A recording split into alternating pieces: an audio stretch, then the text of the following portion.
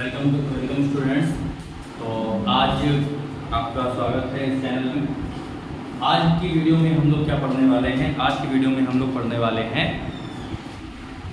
फिर properties of matter. जैसा कि हमारा जो सेकंड टॉपिक था, हम लोगों ने जब चैप्टर का ओवरव्यू किया था, तो इस टाइम पर जो हम लोगों ने सेकंड टॉपिक हमारा था जो प्रॉपर्टीज ऑफ मैटर के बारे में, जिसमें हम लोग फिजिकल और केमिकल क्वांटिटीज़ के बारे में पढ़ने वाले थे, उसी टॉपिक को आज हम लोग इस वीडियो में कवर करेंगे। ठीक है, तो चलिए स्टार्ट करते हैं, ज़्यादा टाइम नहीं लेते हैं। तो सबसे पहले हम लोग क्या करने वाले हैं, सबसे पहले हम लोग आज देखेंगे प्रॉपर्टीज ऑफ मैटर। इसको कंफ्यूज मत होइएगा, बिकॉज लास्ट क्लास में जब हम लोगों ने प्रॉपर्टीज ऑफ मैटर के बारे में बात करी थी, तो उसमें हम लोगों ने प्रॉपर्टीज के मैटर के पार्टिकल्स के बारे में बात करी थी। ठीक है, तो इस वीडियो में हम लोग मैटर की प्रॉपर्टीज के बारे में बात करते हैं। बेसिकली उनका अपीयरेंस कैसा होता है, उनकी डेंसिटी, उनका मास, जो भी है उसके बारे में हम लोग बात करने वाले हैं। ठीक है, तो चलिए इस चैप्टर को शुरू करते हैं। तो सबसे पहले आज जो हम लोग टॉपिक पढ़ेंगे वो है प्रॉपर्टीज ऑफ मैटर, जिसमें हम लोग बात करेंगे फिजिकल प्रॉपर्टीज और केमिकल प्रॉपर्टीज के बारे में। तो जब भी हम लोग मैटर की प्रॉपर्टीज के बारे में बात करते हैं, तो सबसे पहले हम लोग इस चीज़ को ध्यान में रखते हैं कि हम लोग उसमें कौन सी प्रॉपर्टीज़ को देख रहे हैं। बिकॉज मैटर के अंदर बहुत सारी प्रॉपर्टीज़ हो सकती हैं। तो कुछ प्रॉपर्टीज़ ऐसी होती है जिनको हम लोग देखकर बता सकते हैं, उसको हम बिना उसमें कुछ चेंज किए हम लोग उसमें बता सकते हैं कि हाँ, उस मैटर में ये प्रॉपर्टी है, इस मैटर में ये प्रॉपर्टी है, तो आप उस मैटर को देखकर बता दोगे। ठीक है, तो कुछ प्रॉपर्टीज़ ऐसी होती हैं जिसमें आप मैटर को देखकर बता सकते हैं कि उसकी क्या प्रॉपर्टी है। यहाँ पर एग्जांपल आता है डेंसिटी, मास, लेंथ, जो भी प्रॉपर्टीज आती हैं वो हम लोग इसमें देखेंगे। कुछ प्रॉपर्टीज ऐसी होती हैं जिसमें हम लोगों को उसमें चेंजेस करने पड़ते हैं, उसकी रिएक्शन करवानी पड़ती है किसी दूसरे सब्सटेंसेस के साथ, या उसको एयर में रखना पड़ता है या वाटर में रखना पड़ता है, तो उसमें कुछ केमिकल चेंजेस होते हैं। तो उसके बेसिस पर कुछ प्रॉपर्टीज को हम लोग काउंट करते हैं। तो क्या होगा, इस वीडियो में हम लोग देखेंगे इन्हीं प्रॉपर्टीज़ के बारे में। तो जैसा कि मैंने अभी बताया, इसी के बेसिस पर हम लोग किसी भी मैटर की प्रॉपर्टीज़ को 2 पार्ट्स में डिवाइड कर सकते हैं, जो कि है हमारा physical properties and chemical properties. तो फिजिकल प्रॉपर्टीज क्या होती है, सबसे पहले उसको देखेंगे, फिर हम लोग देखेंगे केमिकल प्रॉपर्टीज। तो आइए सबसे पहले देखते हैं फिजिकल प्रॉपर्टीज। फिजिकल प्रॉपर्टीज में हम लोगों ने क्या लिखा है, फिजिकल प्रॉपर्टीज में लिखा है which can be defined by without changing the structure, composition and matter। मतलब जिसमें हम लोग मैटर के कॉम्पोजिशन, उसके जो भी जिससे भी मैटर बना है उसका स्ट्रक्चर, इनको हम लोग चेंज नहीं करते हैं। ऐसे ही हम लोग केवल by visualisation, by touching them, उनको हम लोग बता सकते हैं कि उसकी प्रॉपर्टीज क्या क्या हैं। ठीक है, तो ऐसी कुछ प्रॉपर्टीज होती हैं, जैसे हम लोग अगर मैं बात करूं इसके एग्जांपल,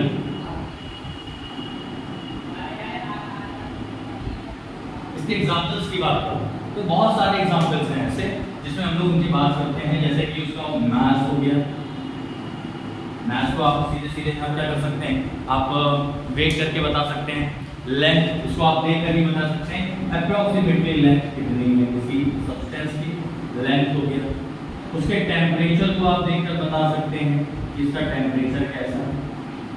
और ऐसी बहुत सारी आपको प्रॉपर्टीज देखने को मिलती हैं जिन्हें हम लोग कहते हैं फिजिकल प्रॉपर्टीज। क्या ये बात आपको क्लियर हो गई? जब ये बात आपको क्लियर हो गई है तो इसका मतलब है कि फिजिकल प्रॉपर्टीज का मतलब हम लोग जान गए। चलिए एक बार और हम लोग देख लेते हैं इसको, कि आप होती है फिजिकल प्रॉपर्टीज। फिजिकल प्रॉपर्टीज ऐसी प्रॉपर्टीज होती हैं जिसमें हम लोग मैटर के स्ट्रक्चर एंड कॉम्पोजिशन में कोई चेंज किए बिना हम उसको मेजर कर सकते हैं, कैलकुलेट कर सकते हैं। ऐसी प्रॉपर्टीज को हम लोग कहते हैं फिजिकल प्रॉपर्टीज। क्या आई होप आप लोगों को मेरी ये बात समझ में आ गई। आगे बढ़ते हैं, अब बात करते हैं केमिकल प्रॉपर्टीज। जैसे कि फिजिकल प्रॉपर्टीज में हम लोगों ने देखा कि फिजिकल प्रॉपर्टीज में हम लोग मैटर में कोई भी चेंज नहीं कर रहे थे, हम लोग केवल मैटर को विजुअलाइज करके, किसी सब्सटेंस को विजुअलाइज करके ही हम लोग इसको उसकी प्रॉपर्टीज को डिफाइन करते रहते हैं। लेकिन जब हम लोग केमिकल प्रॉपर्टीज की बात करते हैं तो इन दैट केस क्या होता है, हमें मैटर में चेंजेस करने पड़ जाते हैं, हमको मैटर की रिएक्शन करानी पड़ती है, केमिकल रिएक्शन करानी पड़ती है। बेसिकली हम लोग यहाँ पर चीज़ें समझ रहे होते हैं कि मैटर के अंदर आपको केमिकल चेंज कराना पड़ेगा, हमें उसकी केमिकल रिएक्शन करानी पड़ेगी। यही हम लोग केमिकल प्रॉपर्टीज में देखते हैं। अब इसमें कौन कौन सी प्रॉपर्टीज आप देखते हो? सबसे पहले तो हम लोग इसकी प्रॉपर्टीज देखते हैं। इसका एग्जाम्पल अगर हम देखें तो पहला एग्जाम्पल आपके सामने आता है रिएक्टिविटी, जिसके बारे में हम लोगों ने क्लास 10th में पढ़ा था, दैट रिएक्टिविटी ऑफ मेटल्स।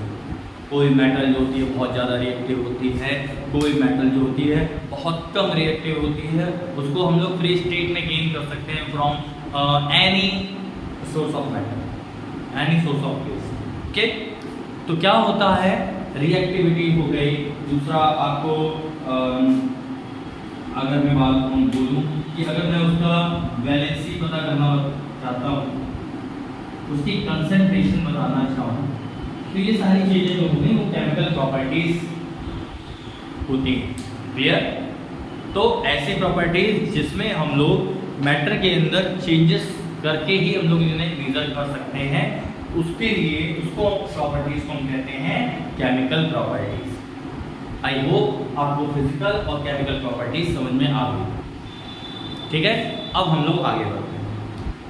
अब हम लोगों का दूसरा जो टॉपिक था, नेक्स्ट टॉपिक जो था, उसमें हम लोग यूनिट्स के बारे में देख रहे थे, क्वांटिटीज के बारे में देख रहे थे।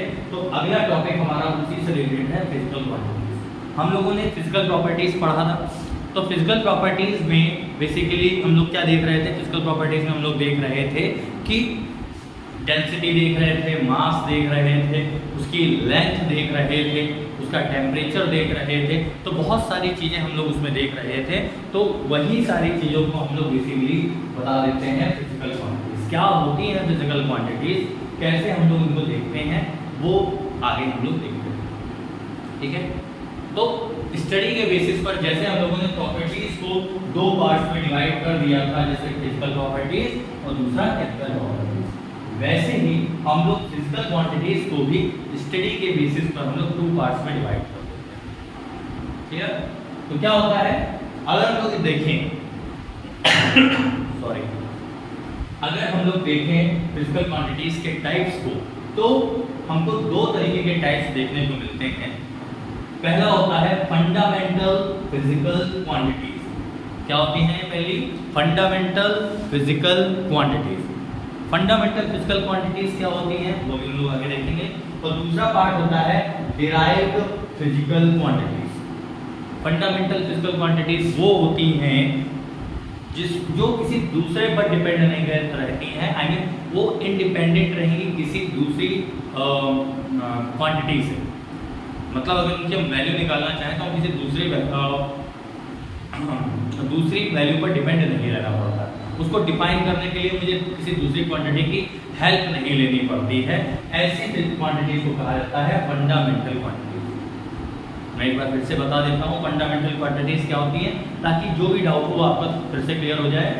फंडामेंटल क्वांटिटीज वो क्वांटिटीज रहती हैं जिन्हें एक्सप्लेन करने के लिए किसी दूसरी क्वांटिटी की कोई हेल्प नहीं लेनी पड़ती है, तो उन्हें क्या कहा जाता है?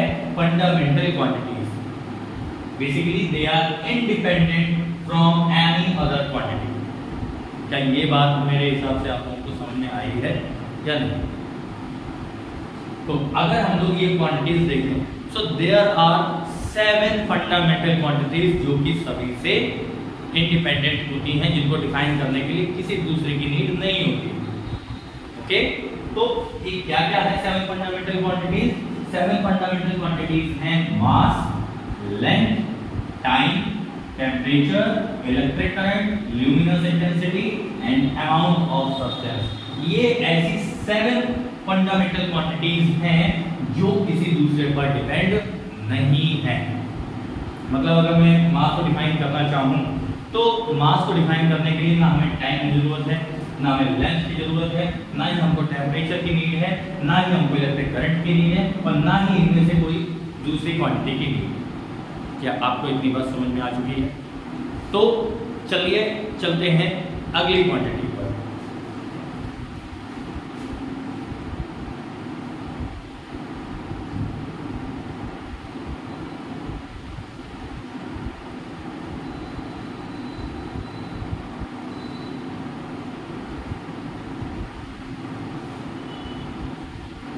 तो फंडामेंटल क्वांटिटीज को तो हम लोगों ने जान लिया।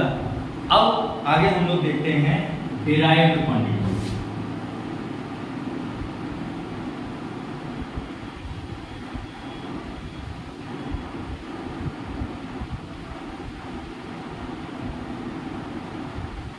डिराइव्ड क्वांटिटीज क्या होती है?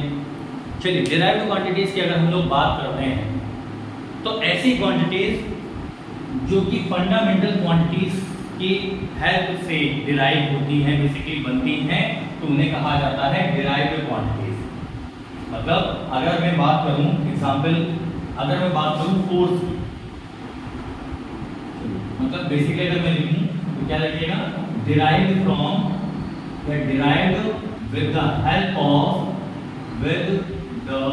help of fundamental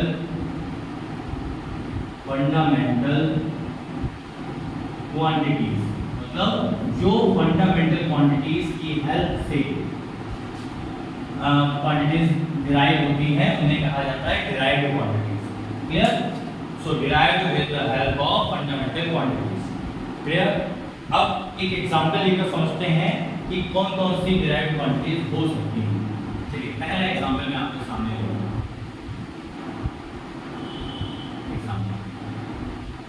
इसी में आपको मैं फर्स्ट एग्जांपल लेना चाहूंगा। सबसे पहले हम लोग वेलोसिटी की बात करें।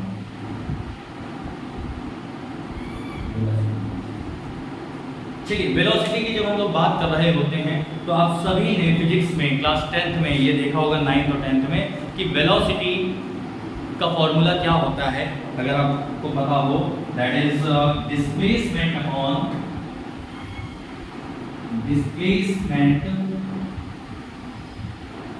Upon time period.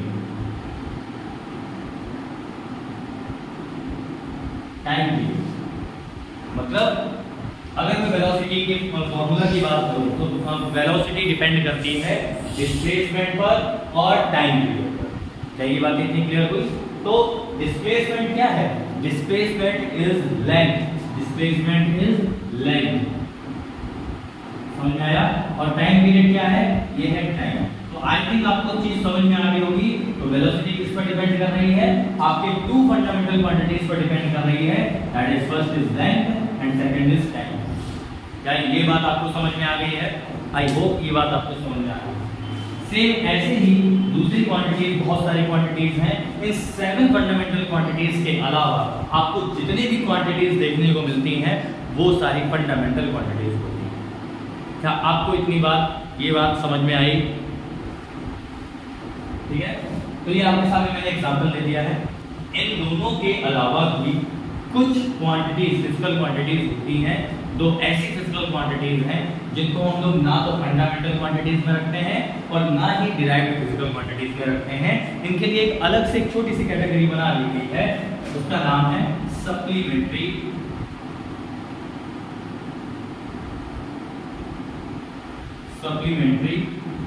क्वांटिटीज।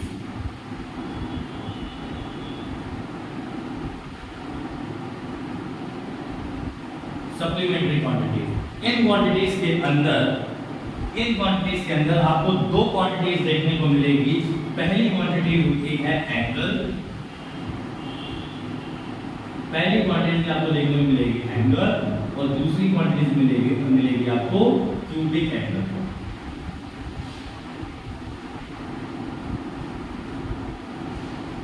क्या ये बात आपको क्लियर हुई?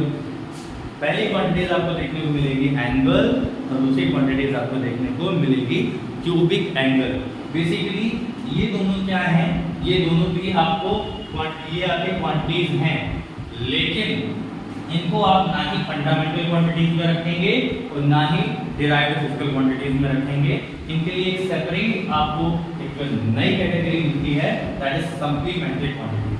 अब एंगल क्या होता है बेसिकली? एंगल तो आप जानते हैं, टू लाइंस के बीच में बनने वाले एंगल जो लोग वैल्यू करते हैं, डिग्री कैलकुलेट करते हैं, उनको एंगल कहा जाता है। लेकिन अगर हम लोग 3D में कोई डायग्राम बना रहे हैं, ठीक है ना, अगर हम लोग 3D में कोई डायग्राम बना रहे हैं तो बेसिकली ये कुछ इस तरीके का डायग्राम अगर हम बना,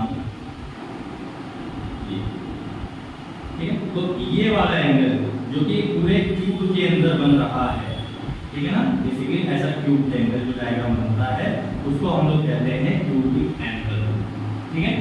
आई मीन ये डायग्राम कुछ वैसा ठीक नहीं, ये डायग्राम जो होता है वो तीनों ही साइड्स को देकर बनाया जाता है, ठीक है ना। तो याद रखिएगा, आपके सामने दो सप्लीमेंट्री क्वांटिटीज देखने को मिलेगी, पहली एंगल और दूसरी क्यूबिक। आई होप इतनी आपको टोटल क्वांटिटीज समझ में आ गई हो।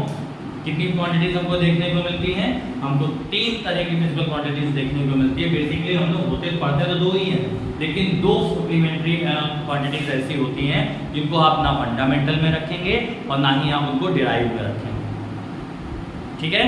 तो आपको बेसिकली 3 तरह की देखने की मिलती हैं क्वांटिटीज, पहली फंडामेंटल क्वांटिटीज, दूसरी derived quantities and third is supplementary quantities. Clear?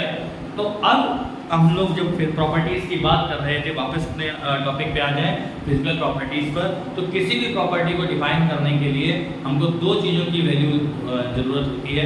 पहले तो हो गई क्वांटिटी और दूसरा हो गया उसकी यूनिट। अभी यूनिट क्या है? यूनिट बेसिकली वो टर्म होता है जिसमें हम किसी क्वांटिटी को डिफाइन करते हैं, ठीक है। यूनिट क्या होता है? यूनिट वो टर्म होता है जिसमें हम लोग किसी यूनिट को आई मीन किसी क्वांटिटी को डिफाइन करते हैं। अब कैसे? जैसे कि अगर मैं मास को डिफाइन करना चाहूँ, मास को कैलकुलेट करके रखना चाहूँ, तो मास को आप किस वैल्यू से या किस नेम से, किस टर्म से आप उसको डिफाइन करेंगे? मास के लिए बेसिकली हम लोग कहते हैं ना कि 2 ग्राम शुगर, 2 किलोग्राम शुगर के 5 ग्राम NaCl। तो मतलब ये मास के लिए हम लोग ग्राम का यूज़ कर लेते हैं, कभी कभी हम लोग किलोग्राम का यूज़ कर लेते हैं, कभी कभी हम लोग टन का यूज़ कर लेते हैं। तो ये जो किलोग्राम, ग्राम, टन है, ये बेसिकली क्या है? ये है आपकी क्वांटिटी, सॉरी यूनिट्स। ये सारी क्या है? यूनिट्स हैं जिसमें हम लोग किसी भी क्वांटिटी को मेजर करते हैं। तो अब अगला टॉपिक हम लोग पढ़ेंगे यूनिट्स का। क्लियर?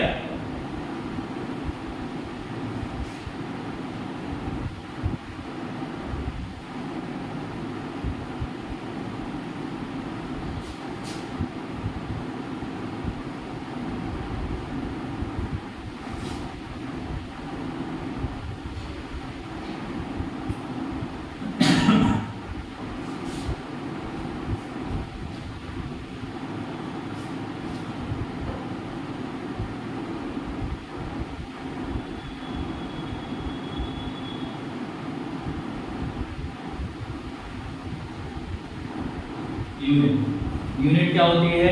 यूनिट होती है, unit is the term, unit is the term, unit is the term in which any physical quantity is measure। ठीक है, यूनिट क्या होती है? यूनिट एक टर्म होता है जिसमें हम लोग किसी भी फिजिकल क्वांटिटी को मेजर किया जाता है। क्लियर? अब हम लोग जब बात करते हैं टाइप्स ऑफ यूनिट्स की, तो टाइप्स ऑफ यूनिट्स में भी आपको 2 टाइप्स देखने को मिलेंगे। Types of units, types of units. अब जैसा कि हम लोगों ने फिजिकल क्वांटिटी में पढ़ा था, आपको 3 कैटेगरीज देखने को मिली थी। पहली कौन सी थी? फंडामेंटल क्वांटिटीज, दूसरी होती थी डिराइव्ड क्वांटिटीज और थर्ड क्वांटिटीज आपको देखने को मिली थी सप्लीमेंट्री क्वांटिटीज। सेम वैसे ही अगर हम लोग बात करें टाइप्स ऑफ यूनिट की, तो इसमें भी आपको 3 कैटेगरीज देखने को मिलती हैं। पहली तो होती है आपकी फंडामेंटल यूनिट्स, दूसरी होती है आपको डिराइव्ड यूनिट्स, एंड थर्ड आपको देखने को मिलती है सप्लीमेंट्री यूनिट्स। ठीक है, तो हम लोग अगर मैं बात करूं तो बात करते हैं सबसे पहले जो आपको देखने को मिलेगी that is fundamental units. Fundamental units.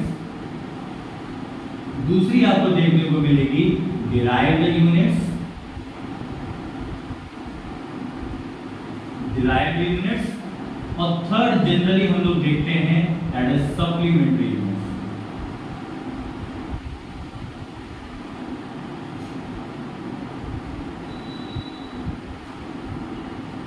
ठीक है, तो एक एक करके हम तीनों ही यूनिट्स को जानेंगे और आज का टॉपिक हम लोग यहीं पे फिनिश करेंगे इन यूनिट्स को पढ़ने के बाद।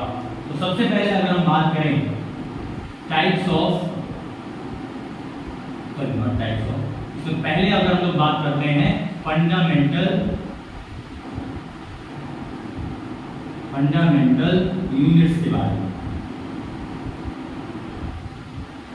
फंडामेंटल यूनिट्स के बारे में अगर हम लोग बात करते हैं तो वो सभी यूनिट्स, याद रखिएगा, वो सारी यूनिट्स जो किसको मेजर करें, फंडामेंटल क्वांटिटीज को मेजर करने के लिए यूज होती हैं, वो सारी यूनिट्स कहलाती हैं फंडामेंटल यूनिट्स। जैसे कि एक एग्जांपल मैं दे रहा हूं, हमारे पास टोटल कितनी फंडामेंटल प्रॉपर्टीज थी, हमारे पास टोटल 7 फंडामेंटल प्रॉपर्टीज थी विच आर, अभी मैं आपको सामने लिखकर दिखा दे रहा हूं, टोटल कितनी प्रॉपर्टीज आपको देखने को थी, टोटल 7 फंडामेंटल क्वांटिटीज मेरे पास थी। पहली तो थी मास, दूसरा था लेंथ, थर्ड थी टाइम, फोर्थ था टेम्परेचर,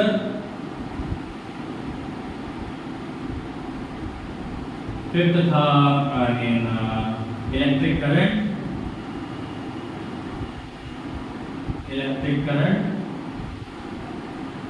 सिक्स जो था वो आपके पास आपके सामने था दैट इज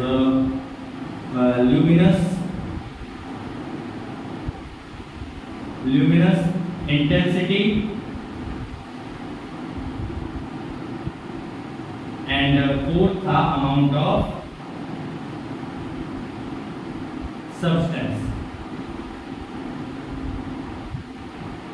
ये आपके पास टोटल 7 फंडामेंटल क्वांटिटीज थी। इन्हीं की यूनिट्स को हम लोग कहते हैं फंडामेंटल यूनिट्स। चलिए इनके सामने मैं लिख दे रहा हूँ एक टेबल बनाकर ताकि आप लोगों को चीजें समझ में आ जाए। ठीक है, मास को हम लोग रिप्रेजेंट करते हैं, इसे किसमें मेजर करते हैं, जनरली हम लोग मेजर करते हैं किलोग्राम। ठीक है, अगर मैं अपना सिस्टम की बात करूं जो हम लोग जनरली अभी हर जगह यूज कर रहे हैं, अभी इन सिस्टम को भी हम लोग देखेंगे नेक्स्ट वीडियो में।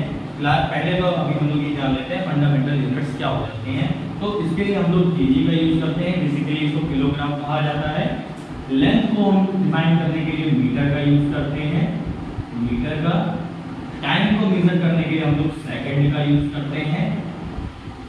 टेम्परेचर को मेजर करने के लिए हम लोग केल्विन का यूज करते हैं। इलेक्ट्रिक करंट को मेजर करने के लिए हम लोग एम्पियर का यूज करते हैं। ल्यूमिनस इंटेंसिटी को यूज करने के लिए हम लोग कैंडेला का यूज करते हैं।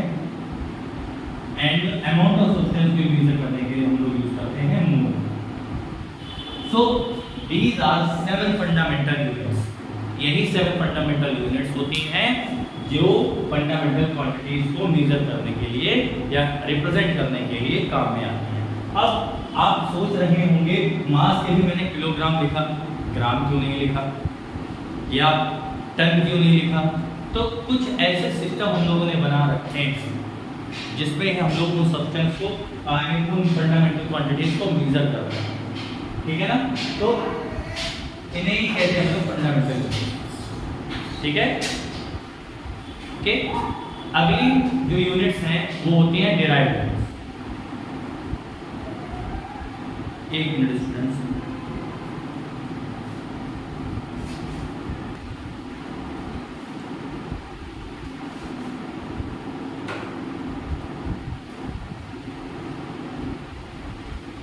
चलिए तो अब हम लोग बात करने वाले हैं फंडामेंटल यूनिट्स के बाद अब हम लोग बात करेंगे डिराइव्ड यूनिट्स।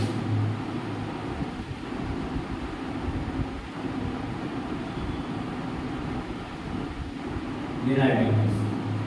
ऑब्वियस सी बात है, जैसा हम लोगों ने पढ़ा था अभी थोड़ी देर पहले, तो फंडामेंटल यूनिट्स क्या होती हैं, जो फंडामेंटल क्वांटिटीज को डिफाइन करने के लिए या एक्सप्रेस करने के लिए यूज की जाती है।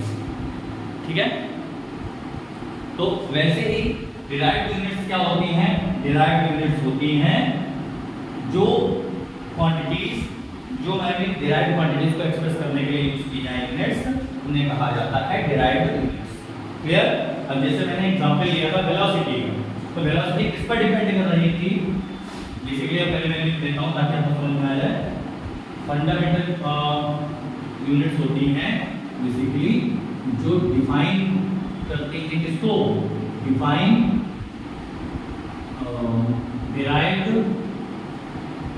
Units, fundamental quantities. ओके, तो अब जैसे मैंने एग्जांपल लिया था इसका वेलोसिटी का, तो वेलोसिटी का एग्जांपल अगर मैं दूं आपके सामने एग्जांपल, तो वेलोसिटी का अगर एग्जांपल देता हूं, वेलोसिटी, तो वेलोसिटी हम लोगों ने देखा था किस पर डिपेंड कर रही थी, लेंथ पर और साथ ही साथ टाइम पर। तो अगर मैं इसकी यूनिट देखूं तो वेलोसिटी की आपको यूनिट कुछ देखने को मिलती है, यहाँ पर लेंथ था और यहाँ पर था टाइम, ये हम लोगों ने देखा था। तो यहाँ पर अगर इसकी यूनिट देखें तो अभी हम लोग यहाँ से अगर देखते हैं इसकी यूनिट्स को, तो लेंथ की यूनिट होती है मीटर और टाइम की होती है सेकेंड। तो वेलोसिटी की जो हमारी यूनिट्स होती है वो कुछ होती है मीटर पर second. This is the unit of velocity. ठीक है, तो ये जो यूनिट है वो आपकी फंडामेंटल यूनिट्स का ये यूज करके बनाई गई है, इस यूनिट को कहा जाता है डिराइव्ड यूनिट्स। आई थिंक ये आपको बात क्लियर हो गई होगी। आपको कोई भी डाउट हो इससे आप आगे पूछ सकते हैं। क्लियर? चलिए, अब हम लोगों ने लास्ट टॉपिक जो देखा था दैट इज सप्लीमेंट्री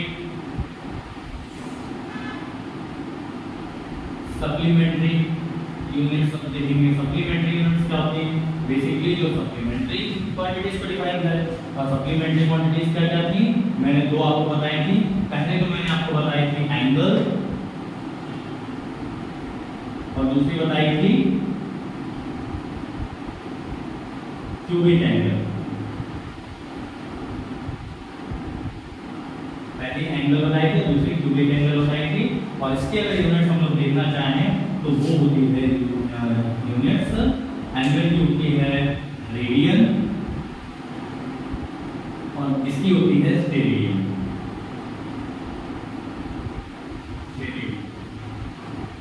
तो आपको दो फंडामेंटल सप्लीमेंट्री क्वांटिटीज पता थी, पहली थी एंगल और दूसरी थी क्यूबिक एंगल। ठीक है, तो एंगल की आपको सप्लीमेंट्री यूनिट्स देखने को मिलेगी रेडियन और क्यूबिक एंगल की सप्लीमेंट्री आपको रेडियस देखने को यूनिट्स देखने को मिलेगी दैट इज स्टेरेडियन। तो ये सारी हमारी यूनिट्स और क्वांटिटीज थी जिसके बारे में आज हम लोगों ने पढ़ा, समझा और जाना। ठीक है, इसके अलावा अगर आपको कोई भी डाउट हो इसके तो आप मुझे कमेंट में लिखकर बताएं, मैं आपको उसी का सॉल्यूशन हो सकता है नेक्स्ट वीडियो में आपको प्रोवाइड करूँ। तो एक बार अगर आप इस वीडियो को देखें, अगर आपको वीडियो अच्छी लगे तो आप इसको सब्सक्राइब करें। साथ ही साथ अगर कोई डाउट हो आपको तो आप कमेंट में मुझे बता सकते हैं, मैं नेक्स्ट वीडियो में उसका आंसर दे दूंगा। साथ ही साथ इस चैनल को सब्सक्राइब करके, अभी ये नया चैनल है इस वजह से इस चैनल को सब्सक्राइब करके ज़्यादा से ज़्यादा आगे बढ़ाइए, जिससे और भी लोग इस वीडियोस को देख सकें और ज़्यादा से ज़्यादा ज्ञान प्राप्त कर सकें। तो आज की वीडियो में हम लोग इतना ही रखते हैं। ठीक है, गुड नाइट एवरीवन और मिलते हैं नेक्स्ट वीडियो में। Okay, good